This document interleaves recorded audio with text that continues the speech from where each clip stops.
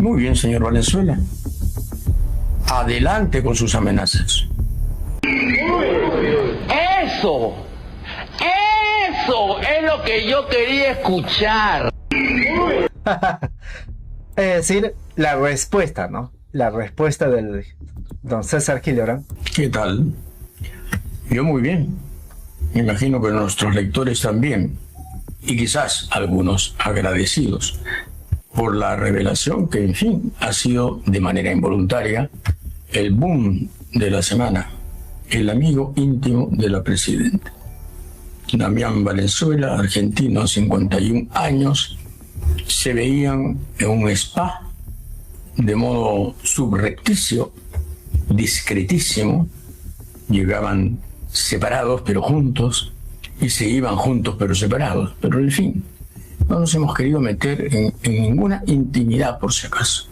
Hemos dado la nota de Eloy Marchak, que ha tenido la contribución también de nuestra editora, con el objetivo de que conozcamos todos quién es este señor tan cercano, tan próximo, tan hiperpróximo, en algún sentido, a la señora. Y la señora ha salido ayer a decir: el carro no era oficial, como si eso tuviera alguna importancia. No, el carro no sé si era oficial. Había un carro oficial, en todo caso, custodiándola porque ella era candidata. O perdón, presidenta electa ya. Presidenta electa. Fue el 11 de julio. El 11 de julio ya era presidenta electa. Y eso no era, en todo caso, lo digno de comentarse, señora, ¿no? Lo digno de comentarse era, en fin, lo que usted no puede tocar, el tema que usted no puede tocar. ¿Qué hace un hombre como Valenzuela en su entorno más cercano y en su proximidad más palaciega? O no palaciega.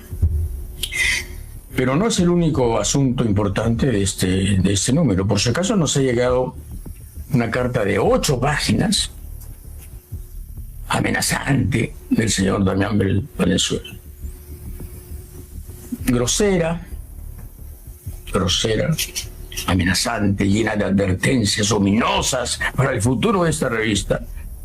Y vamos a dar una respuesta editorial en nuestro comentario final, en donde vamos a tocar el tema también. La sobonería de cierta prensa está llegando a límites impresionantes. Keiko Fujimori niega tener novio. Esto en relación al comentario de ayer de la señora presidente. No dijimos que tenía novio. Dijimos que tenía un amigo con el que se veía en un spa, un amigo íntimo.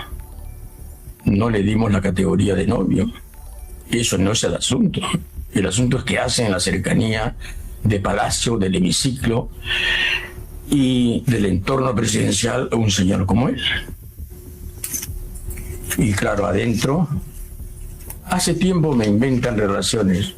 No hay ninguna relación inventada, señora. Usted misma ha reconocido que el 11 de julio se vio en el spa Tomico con el señor Valenzuela. Lo que no dijo es, lo que no confirmó es lo que la nota dice, que las citas fueron 4 en el mismo spa. 4 tomicos. 4 tomicos. Bien, vamos a escuchar aquí completo la respuesta de don César Hildebrand en su editorial, ¿no? A ver. No, ahora nuestro comentario. De Ciorán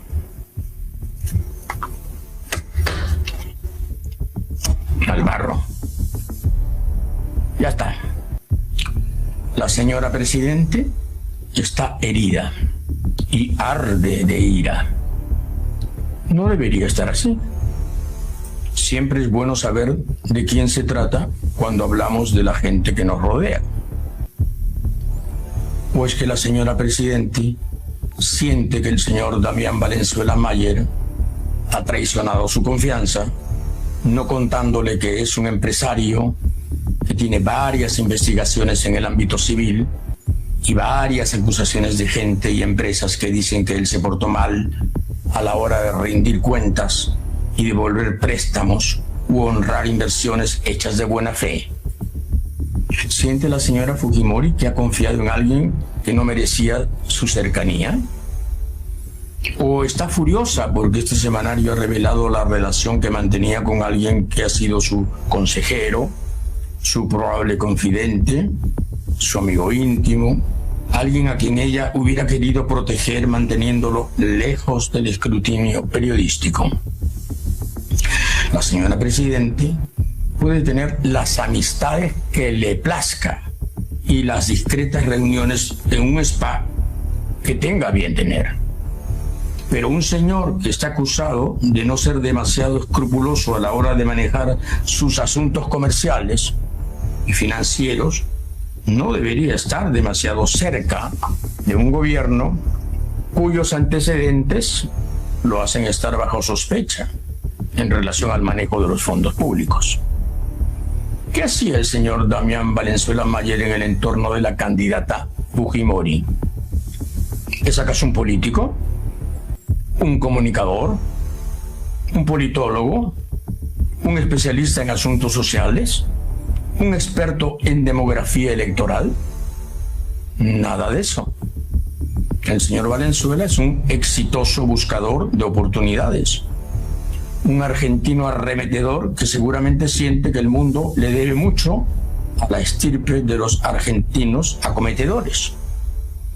¿Qué hacía el señor Valenzuela paseándose muy orondo en el hemiciclo del Congreso el día de la asunción de la señora Fujimori al cargo de jefa de Estado? ¿A quienes quería convencer de que era un hombre influyente en un gobierno que manejará miles de millones de soles en obras, licitaciones y compras?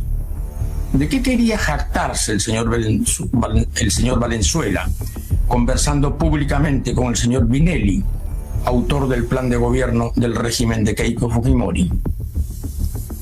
El señor Valenzuela es, entre otras cosas, un lobista con muchos contactos, como lo demostró cuando en el año 2023 participó en la coordinación de la visita del presidente ecuatoriano Daniel Noboa a España. Su empresa, Latin American Invest, ha llegado a reunir 18 compañías en 9 países.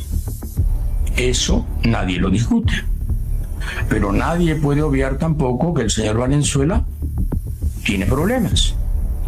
Una resolución judicial en Miami-Dade, Florida, ordenó el pago de $1.116.678.41 más intereses contra Damián Alejandro Valenzuela Mayer y 2 empresas vinculadas. El expediente también muestra posteriores acciones de embargo para ejecutar la sentencia. El caso adquiere especial relevancia por las conexiones empresariales y políticas que actualmente aparecen alrededor del empresario argentino. Una sentencia civil emitida el 30 de abril del 2025 por el Tribunal del 11º Circuito Judicial de Miami-Dade, Florida, colocó a Damián Alejandro Valenzuela Mayer junto con The Lonix Alpha One Corporation y Latin America Invest Corporation frente a una obligación judicial de $1.116.000, además de los intereses posteriores a la sentencia.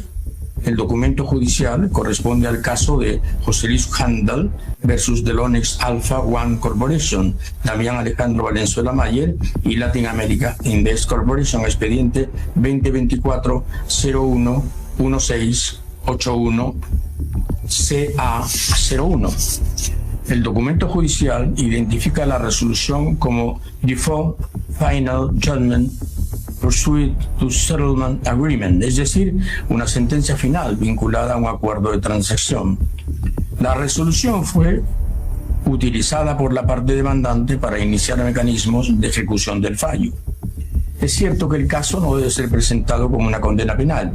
Se trata de un proceso de naturaleza civil y comercial. La magnitud económica del fallo constituye uno de los principales elementos que justifican el seguimiento periodístico. La obligación judicial y los documentos posteriores muestran que el acreedor solicitó la emisión de órdenes de garnishment, mecanismos de embargo o retención sobre determinados activos o derechos para procurar el cumplimiento de la sentencia. En mayo de 2025, por ejemplo, se emitió una orden dirigida a Morgan Stanley respecto de posibles bienes o fondos relacionados con los deudores judiciales. El expediente revela además que la controversia no terminó con la emisión de la sentencia. En julio del 2025, la parte demandante solicitó otra orden de garnishment dirigida a BTG Pactual US Capital, reiterando lo que el fallo había establecido, una obligación de $1.116.678 más intereses contra Valenzuela y las dos sociedades demandadas. El documento identifica expresamente a Valenzuela como uno de los judgment debtors o debtors, es decir, personas o entidades contra quienes existe la sentencia cuyo cumplimiento se busca ejecutar. Eso ha sido parte de la nota que publicamos esta semana en el semanario, y eso es lo que ha convertido a Damián Valenzuela en la fiera de cierto parecido con la señora Fujimori, que nos ha enviado una carta notarial de 8 páginas plagada de amenazas. Los intimo a que publiquen que Damián Alejandro Valenzuela Mayer no tiene procesos penales ni ninguna condena por estafa. No tiene que intimarnos, señor Valenzuela.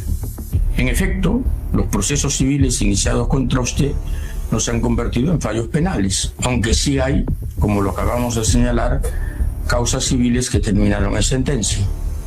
Valenzuela dice que nos va a demandar y en un mensaje en redes sociales apunta que habrá de establecer la diferencia entre un verdadero periodista y un difamador. Este señor cree que está hablando con alguno de los comunicadores miserables que se arrastran ante la arrogancia y el dinero. El amigo íntimo de la señora Fujimori advierte que nos puede arruinar. Comillas, hago reserva de iniciar en su contra de manera inmediata las acciones judiciales civiles y penales para obtener la correspondiente indemnización por daños y perjuicios contra ustedes en forma solidaria, comprendiendo tanto a la empresa editora Plutón Editores, a su director César Hildebrand, como al periodista Eloy Marchand, a fin de perseguir judicialmente el resarcimiento económico integral por los perjuicios patrimoniales y extrapatrimoniales ocasionados.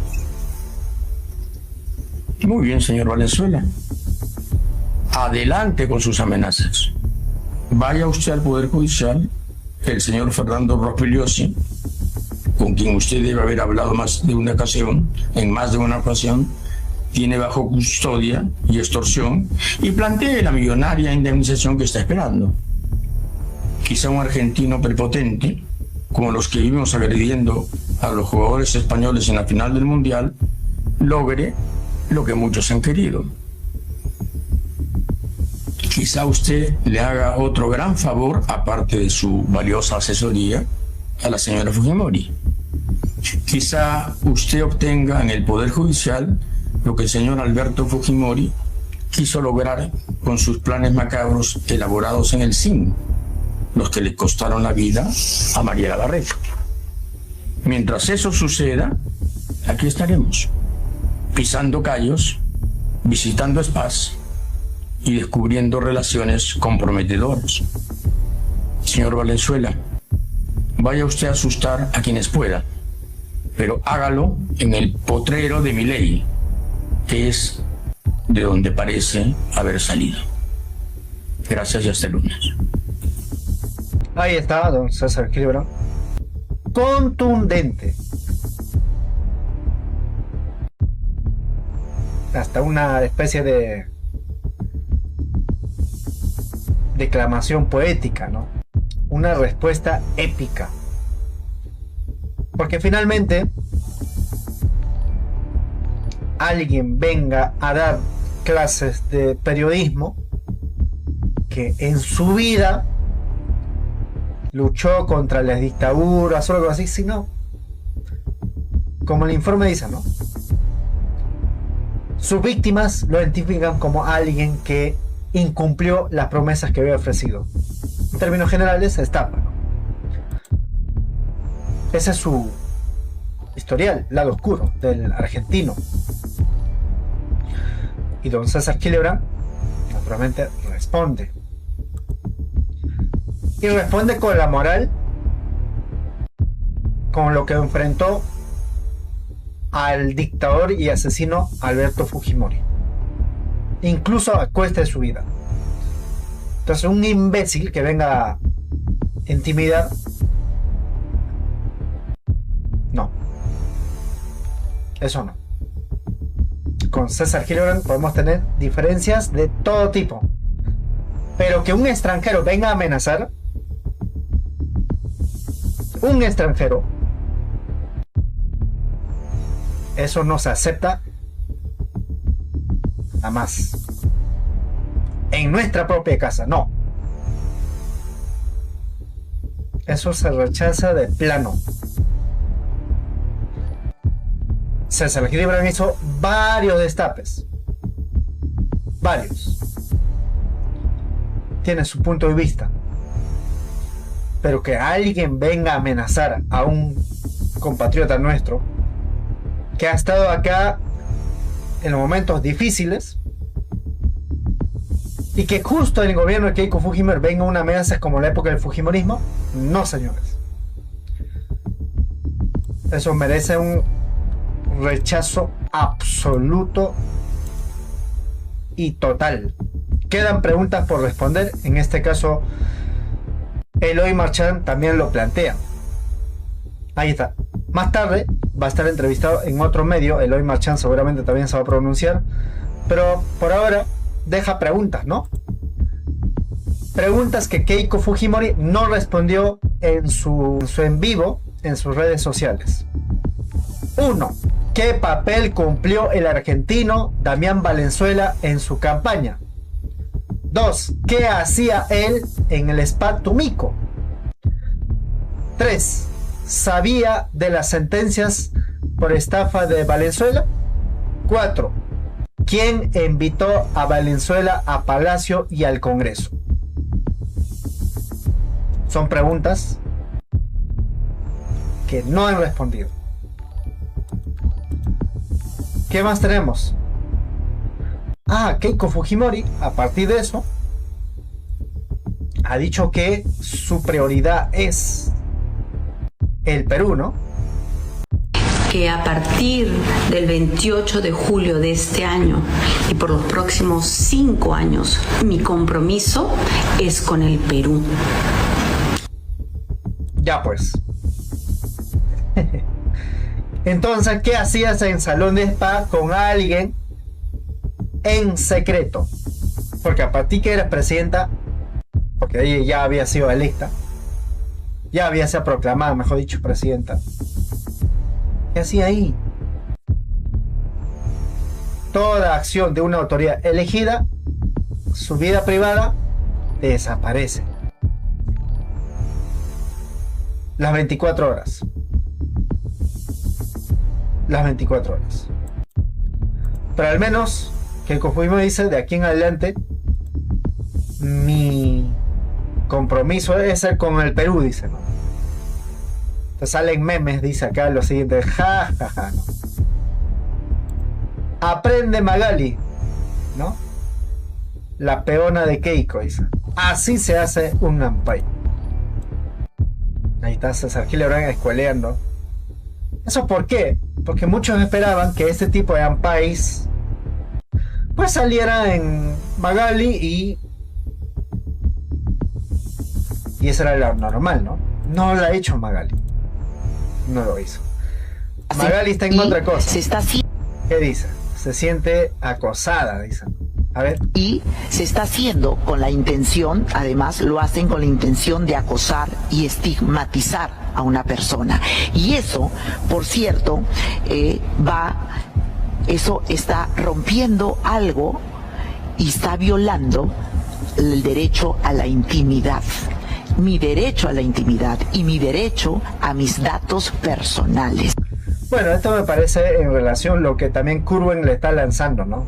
Curwen le ha sacado un informe que justamente creo que es hoy día, que Magali tiene que dar declaraciones a la fiscalía como testiga por presuntos arreglos judiciales por intervención de tercera persona, en este caso sería Chibolín, y Magali se niega a, digamos, bueno, ya sabemos, ¿no? Jorge Benavides, Magali Medina, Carlos Álvarez no se atreverán a hablar o parodiar el ampay de Keiko con empresario argentino. No lo harán. Pero sí son, recordarán, sí son número uno para decir, por ejemplo, de parte de Carlos Álvarez, al doctor Domingo Pérez le hacen parodias. Castillo, libertad, ¿no? Y ahora no van a salir, pues. Ni Jorge Benavides ni Magali a decir, ¡ay, mira! Van a quedar mudos. Se van a comer las lenguas, ¿no? Morder, dicen algunos. El autor de ese informe que tanta roncha ha sacado es Eloy Marchán y está con nosotros, periodista del semanario Hildebrand en sus 3 esta mañana. Eloy, ¿cómo estás? Juliana, muchas gracias por la invitación. No, a ti por venir, ¿preocupado?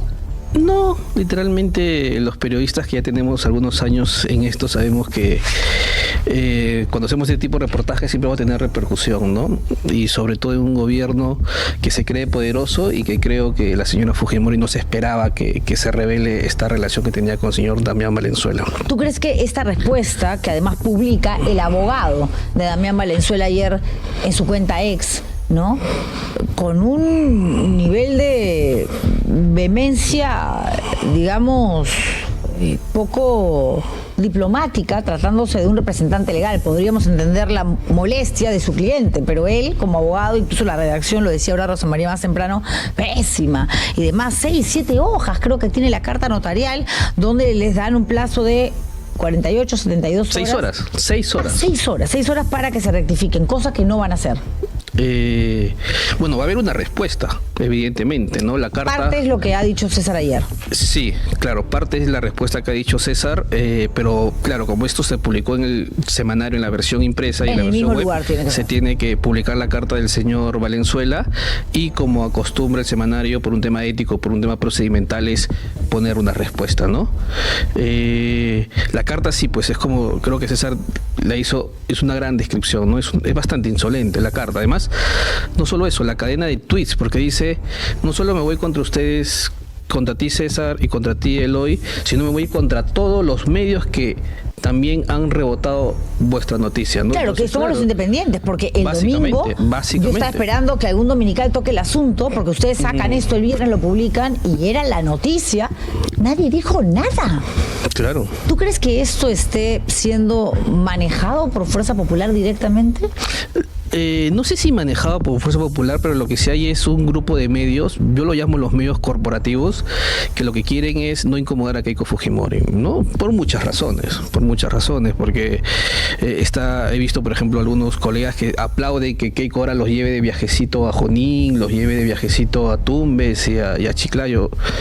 Bueno, yo bien sería... al estilo del padre, ¿no? Sí, bien al estilo del padre, y yo estaría incómodo si es que la señora Fujimori me invita, al contrario, o sea, yo tengo bien claro cuál es mi papel como periodista y es incomodar al poder. O sea, y si el poder me hace masajes terapéuticos o masajes descontracturantes, sencillamente me voy a sentir mal y voy a decir no estoy cumpliendo mi papel. No, y así se trata de una labor periodística. El poder no tiene por qué hacerse cargo de tus viáticos, de tu pasaje, vas con la tuya o no cubres si tu medio no tiene suficientes ingresos. Pero eso de que te suban al helicóptero, te lleven, te ponen en el hotel, todo, es una manera de condicionarte a que hables bonito del evento que está protagonizando. Ya lo hemos visto, en los 90. Pero por eso, las famosas yo en esa gechas, época estaba recién terminando el colegio, pero las famosas gechas, efectivamente. Y las famosas Lauras Bozos, ¿no? Que hemos visto últimamente que arman shows, arman ampais para distraer a la ciudadanía, o coincidencia, el primer gran ampay durante esta gestión es a un comunicador bastante crítico como es Víctor Caballero, ¿no? Y miren cuántos días le ha estado dando al tema, no que no le importaba y le ha seguido dando al tema. Y ahora creo, Juliana, no, el papel que tenemos que cumplir los periodistas independientes, los periodistas de verdad es, nos quieren jalar la pita, nos quieren jalar la corriente por dos lados. Por un lado, la señora Fujimori quiere jalar la línea por el tema sentimental, ¿no? O sea, que por si acaso estoy soltera y hago lo que quiero. Que no es el asunto. Que no es el asunto. Que no es el asunto para nada. En ningún momento hemos mencionado en el reportaje la palabra amor, la palabra vínculo sentimental, para nada. Sencillamente, y hay diarios, y yo como no tengo pelos en la lengua, como Perú 21, que la portada del día de ayer fue Keiko está soltera. Entonces me pareció bastante oficialista del lado de Perú 21. Pero hace rato vienen con esa línea, ¿no? Obviamente. Y por el otro lado, la señora Fujimori quiere jalar al tema sentimental como si este fuese un caso del corazón. Y por el otro lado, el señor Damián Valenzuela y su abogado, el señor Torres, quieren jalar por el tema legalista, pues, de la letra menuda, que dijo, no dijo, que en primer lugar, si cualquier seguidor tuyo en estos momentos pone control F en el reportaje, nunca mencionamos la palabra penal. No, siempre hablan de civil. Nunca lo hemos puesto como un estafador.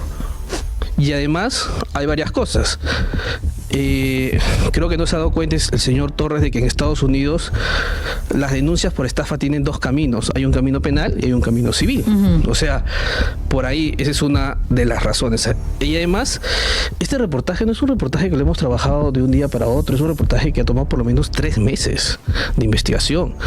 Y como todos los reportajes que publicamos en el semanario y que edita y revisa César, son con alto calibre y rigurosidad periodística. Seguro, lo que dice aquí el abogado en la carta notarial que les remite a los dos, a Hildebrandt y a ti, es que él, por si acaso, su defendido, Valenzuela, no tiene procesos penales ni condena por estafa. Nadie habló de procesos penales, efectivamente hay que leer toda la publicación de Hildebrandt en su 13, y sí utilizan la palabra estafa diciendo hay varias sentencias por estafa, usan la expresión sus víctimas. Bueno, si a ti te prometen que con $1 millón al poco tiempo vas a conseguir, por poner un ejemplo X, no quiero decir que eso haya pasado, pero 8, y eso no sucede, y además tampoco te devuelven tu millón, que es tu capital, ¿cómo le llamamos a eso? Y encima el juez, como hay un caso del empresario hotelero boliviano, le ordena al señor Valenzuela y a sus empresas que le devuelvan el dinero. Y pasa un año y no devuelven el dinero. Entonces, ¿qué ha hecho el señor boliviano, el empresario? Se ha quejado ante la corte. Procedan como ustedes crean conveniente, porque el señor ha incumplido inclusive lo que ustedes han dicho.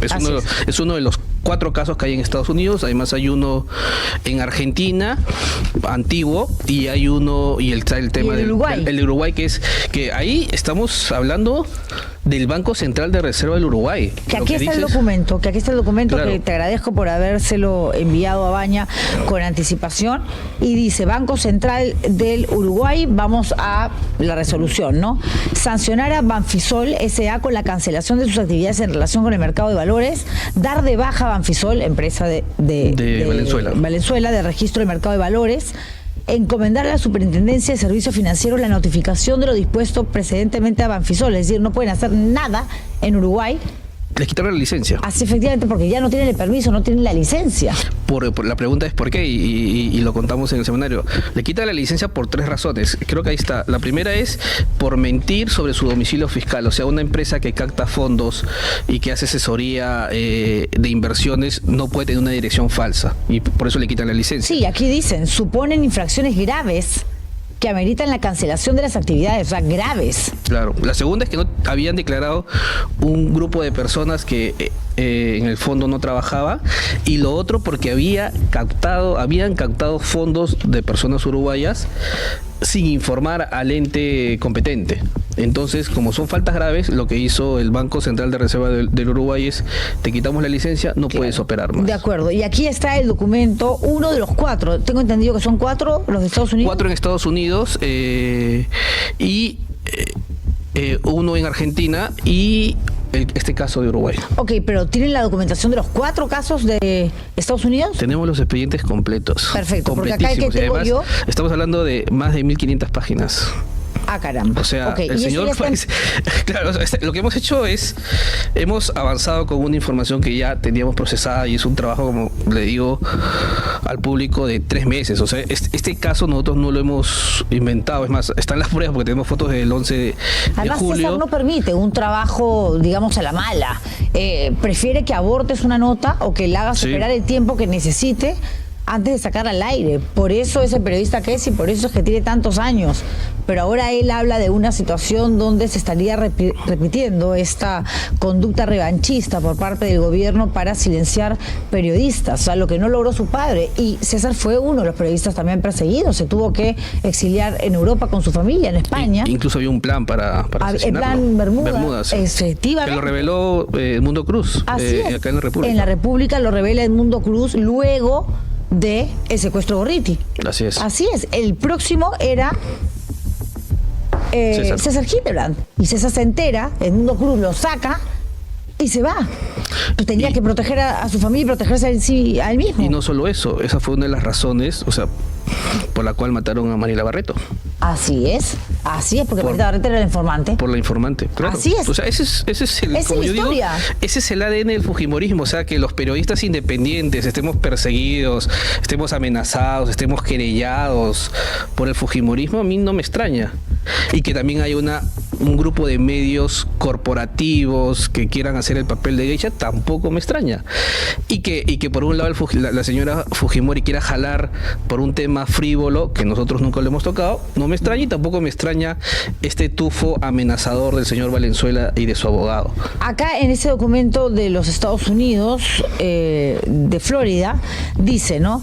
La jueza es Migna Sánchez Llorens, el caso es el número 2021-011-681-11A01, donde le dan la razón a una empresa de nombre Chili Star Corp y la demandada Latin America Invest Corp, que es la empresa de Valenzuela, que además tiene una sede en Perú, en Miraflores, una oficina. Sí. Ok.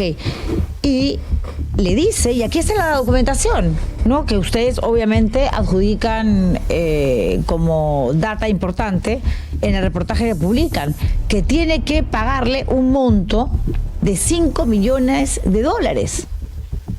Entonces, si esto efectivamente se ve en el fuero civil, ¿cómo se le dice a una persona que confió, dio su dinero, apostó, y al final tiene que ser la justicia, en este caso norteamericana, la que obliga a la empresa, representada por Damián Valenzuela, a que se haga cargo de la deuda que se ha generado por 5 billones? Claro.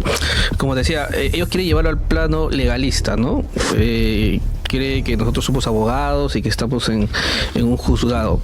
Seguro vamos a estar en un juzgado porque este señor, por el tono, parece que no va a llevar, pero bueno, estamos para defendernos.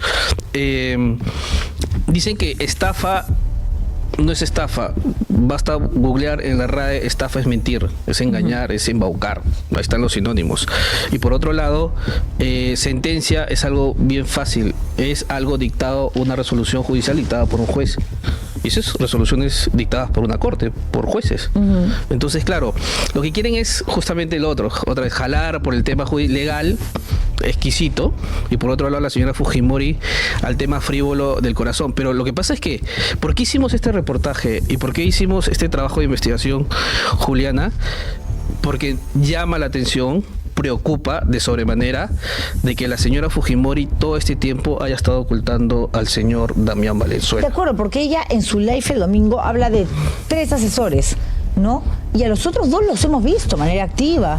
Se han presentado, efectivamente, y se han presentado sin ningún problema, como las personas que se han venido reuniendo con Keiko, con el equipo técnico, con Minelli, para coordinar acciones en campaña, luego, todo bien. Pero de ese señor no hablaba nadie, al punto que cuando le preguntan al ministro, a Minelli, en RPP, que además es el jefe, o fue el jefe del equipo técnico y del plan de gobierno, no sabía qué responder. Claro, y no solo eso, parte de la demora de la investigación es porque nosotros estábamos siguiendo la pista de un tal Gerardo. O sea, yo más o menos manejo la información de que la señora Fujimori tiene vinculación con un argentino desde el año pasado, fines del año pasado. Que según Batas es el novio.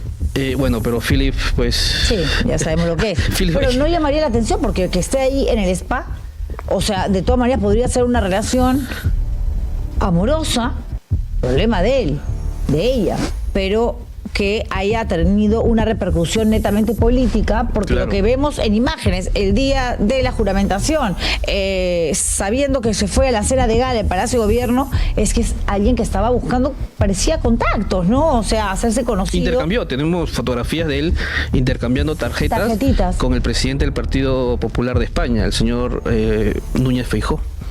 Hay fotografías, se han publicado solamente 2 fotos. Nosotros le hemos hecho seguimiento al señor Valenzuela durante varias horas. ¿Y cuántas veces fue a reunirse con Keiko Alespada entonces? ¿4? Nosotros tenemos para este reportaje fuentes del mismo fujimorismo, tenemos fuentes de Tomiko. O sea, las fuentes de Tomiko nos dijeron que han sido 4 veces. Hubo una anterior que casi los agarramos, pero a veces ocurre que aborta el plan, sí, ¿no? Claro. Y en este caso sí nos avisaron con anticipación. La del 11 de julio. La del 11 de julio, la fuente nos dijo, hay reserva de 3 a 5, ya te avisé, chao, ¿no? Entonces, claro, listo, agarré. Y hay que reconocer también quien mi compañero en esta parte de la investigación ha sido César Samayoa, fotógrafo del semanario, y también Rebeca Diz, que también me ha ayudado en parte de la investigación, y claro, por supuesto César, que ha sido quien ha dirigido todo. Cuando te dicen hay una... la primera información era, esto empieza el año pasado, dicen Keiko tiene cercanía con un argentino. De ahí llegó la siguiente información, es un argentino dedicado al tema de las finanzas, de los negocios internacionales, de las inversiones de alto vuelo. La siguiente información ya en campaña, casi empezando la segunda vuelta, es que este argentino se llama Gerardo.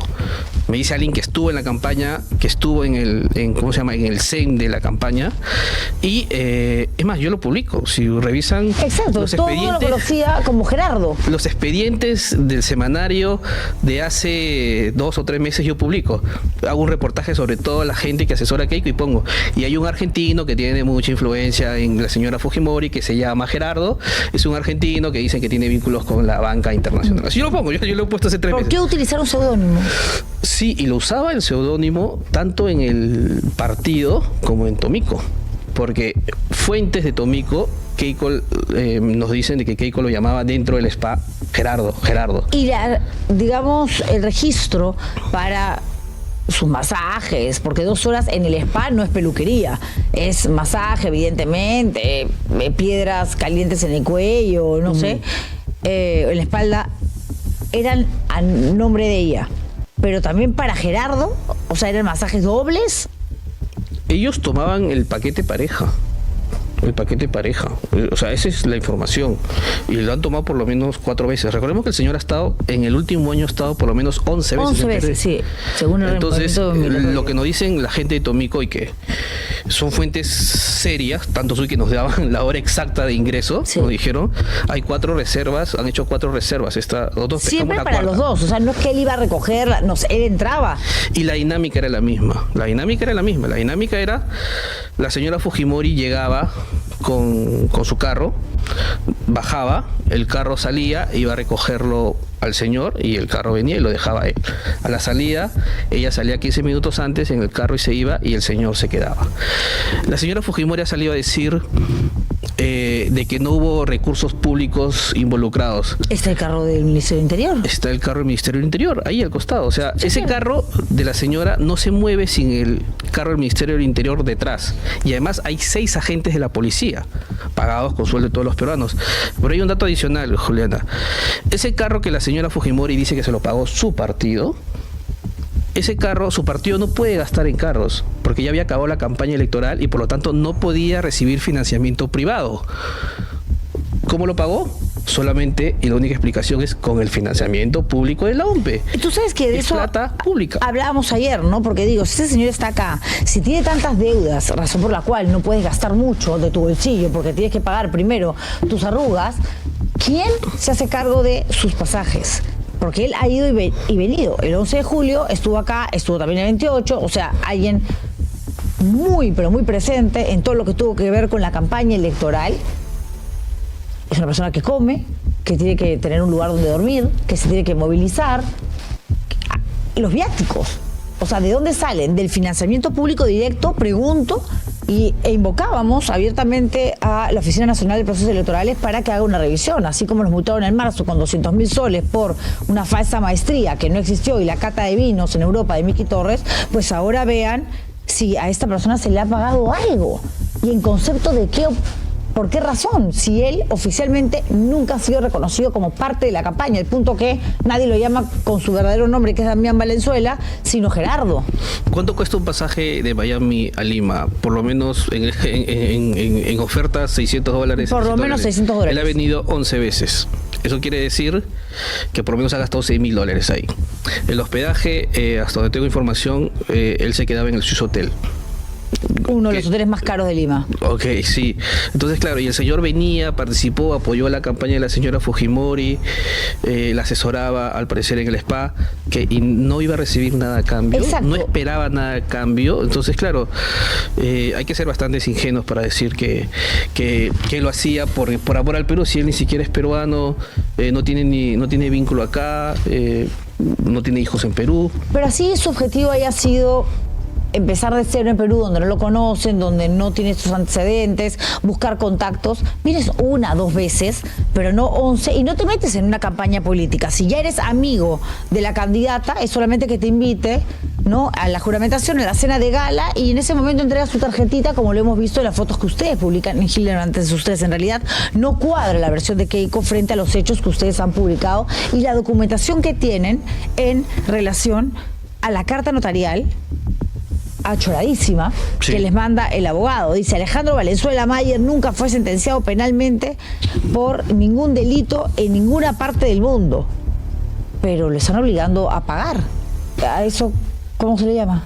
Sí, pues, o sea, por eso justamente te decía, ella quiere llevarlo al tema del corazón y el otro quiere llevar al tema legalista. Total. Al mago, cuando el fondo del reportaje, que es plenamente de interés público, y decir que esto no es de interés público, porque por ahí había una señorita que creo que se cree profesora de periodismo, ¿no?, que trabaja en Willax, pues, y que salió a decir, pues, esto no es de interés público. A veces da ganas de responderle, pero a veces no, ya no te cansas. Yo no respondo hace tiempo, pero es darle tribuna. Esto no es de interés público. Y por ahí también salió Humberto Abanto a desmentir o contradecir a Juan de la Puente, diciéndole: no, la presidenta sí tiene interés, sí tiene vida privada. Oye, parece que, o sea, cuando les conviene sí, cuando se trata de Pedro Castillo sí, cuando se trata de Martín Vizcarra sí, de Sagasti, o de Sagasti, pero cuando se trata de Keiko Fujimori no. Yo creo que esa es la gran diferencia entre un periodista geisha o un abogado geisha y un periodista de verdad, ¿no?, o un abogado analista de verdad. O sea, cuando eres funcionario público, hay sentencias de la Corte Interamericana, hay sentencias del Tribunal Constitucional. Tu índice de privacidad se limita al máximo. Y si eres presidenta, más aún. Entonces, claro, la señora Fujimori, ya era presidenta electa. O sea, esa es una cosa que ella trata de desviar, ¿no? Ya el Jurado Nacional le había dado un cargo, ya le había dado prácticamente estaba ejerciendo, tenía hasta su propia oficina. Ya se había reunido con dirigentes en su local de campaña de Guardia Civil, ya se había reunido con funcionarios públicos en ese local. Claro, y la señora viene a decir: no, esto ocurrió antes. No, lo que no ocurrió antes son la presencia del señor en el hemiciclo. O sea, la señora cuando juramentó, el señor seguía en el hemiciclo. Sí.